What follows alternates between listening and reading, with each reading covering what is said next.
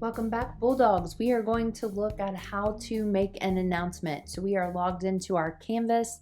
We are on the dashboard and we're going to choose which class we would like to make our announcement in. Once we've selected that class, we're going to choose Announcements. And then you'll be able to see all of the previous announcements that you've already made. And then in order to add the announcements, we're going to hit the plus announcement or add announcement button. When we do that, it allows us to type in a title, and then also we can type in any other information that we would like to type in the text of our body of the announcement. Then it allows you to choose the sections that you would like to post this to. So if I wanted to add it to my Sandbox and all of the courses I have in Sandbox, it allows you to choose a file.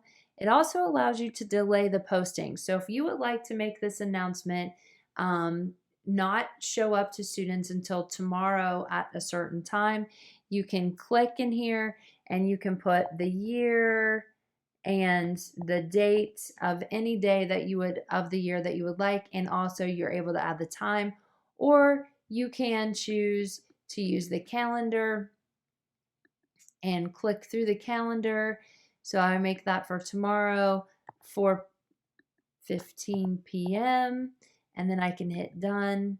And tomorrow at 4:15 p.m. this will be sent out as an announcement to my students. And then I can also allow liking by my students if I want to. Also, the most important thing is to remember to always hit save at the end. And once you hit save, you can see that you have an announcement that we titled Test. The body or the content said tomorrow.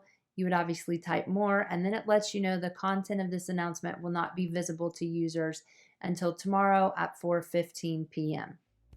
So you are able to preload those announcements. All right, let's try it in our own account, and then we'll check out the next video.